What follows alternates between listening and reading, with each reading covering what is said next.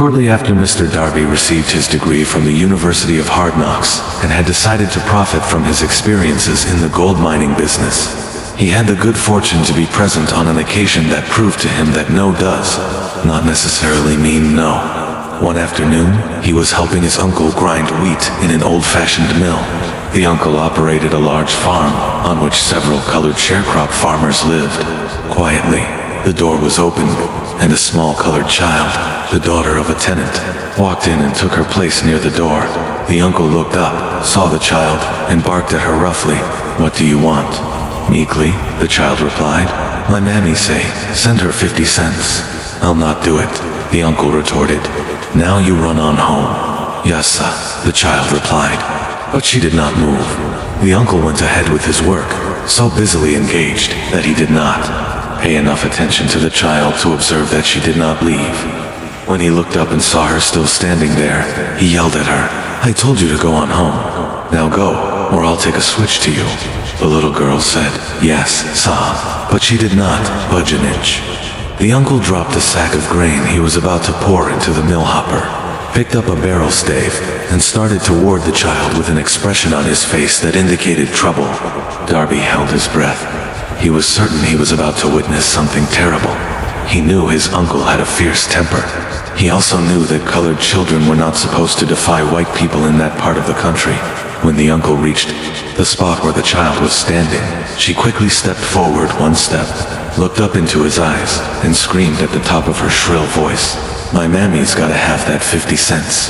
The uncle stopped, looked at her for a minute, then slowly laid the barrel stave on the floor, put his hand in his pocket, took out $50, and gave it to her. The child took the money and slowly backed toward the door, never taking her eyes off the man whom she had just conquered. After she had gone, the uncle sat down on a box and looked out the window into space for more than 10 minutes. He was pondering with awe over the whipping he had just taken. Mr. Darby, too, was doing some thinking. That was the first time in all his experience that he had seen a colored child deliberately master an adult white person. How did she do it? What happened to his uncle that caused him to lose his fierceness and become as docile as a lamb?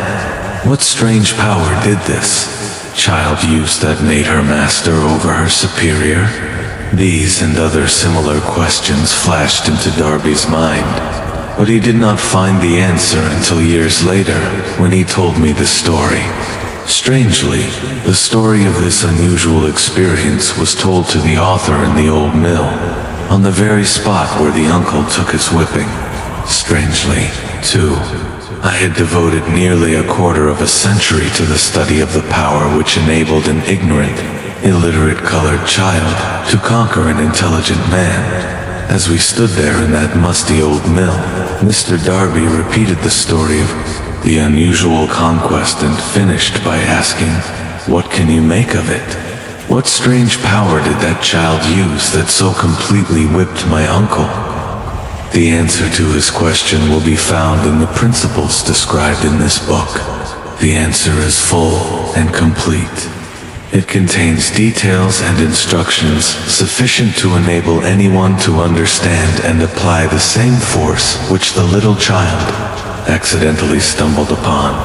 Keep your mind alert, and you will observe exactly what strange power came to the rescue of the child. You will catch a glimpse of this power in the next chapter. Somewhere in the book, you will find an idea that will quicken your receptive powers and place at your command, for your own benefit, this same irresistible power. The awareness of this power may come to you in the first chapter, or it may flash into your mind in some subsequent chapter. It may come in the form of a single idea, or it may come in the nature of a plan or a purpose. Again, it may cause you to go back into your past experiences of failure or defeat and bring to the surface some lesson by which you can regain all that you lost through defeat. After I had described to Mr. Darby the power unwittingly used by the little colored child, he quickly retraced his 30 years of experience as a life insurance salesman and frankly acknowledged that his success in that field was due in no small degree, to the lesson he had learned from the child. Mr. Darby pointed out, every time a prospect tried to bow me out without buying, I saw that child standing there in the old mill, her big eyes glaring in defiance, and I said to myself, I've got to make this sale. The better portion of all sales I have made were made after people had said no, it's recalled. 2. His mistake in having stopped only 3 feet from gold. But, he said, that experience was a blessing in disguise. It taught me to keep on keeping on, no matter how hard the going may be. A lesson I needed to learn before I could succeed in anything. I want you to know, also, that the relationship between these 2 men and myself is such that I could have taken no liberties with the facts, even if I had wished to do so. One of them has been my closest personal friend for almost 25 years. The other is my own son. The unusual success of these 2 men, success which they generously accredit to the principle described in the next chapter, more than justifies. This personal reference as a means of emphasizing the far-flung power of this principle.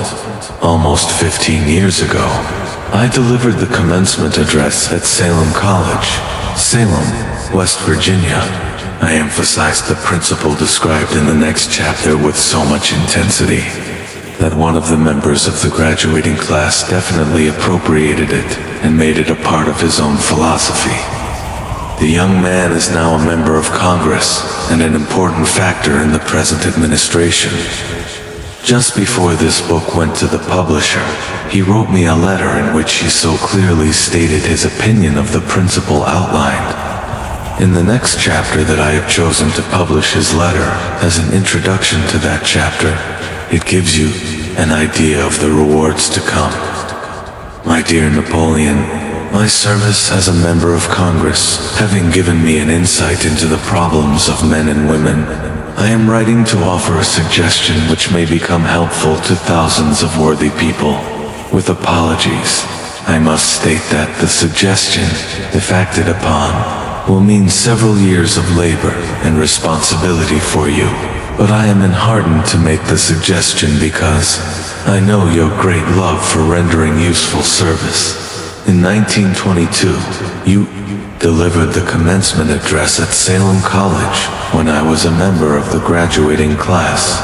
In that address, you planted in my mind an idea which has been responsible for the opportunity I now have to serve the people of my state and will be responsible, in a very large measure, for whatever success I may have in the future.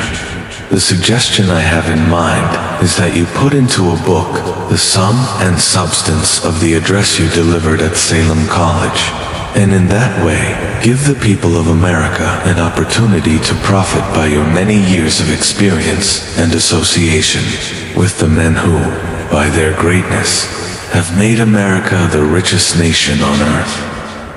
I recall, as though it were yesterday, the marvelous description you gave of the method by which Henry Ford, with but little schooling, without a dollar, with no influential friends, rose to great heights.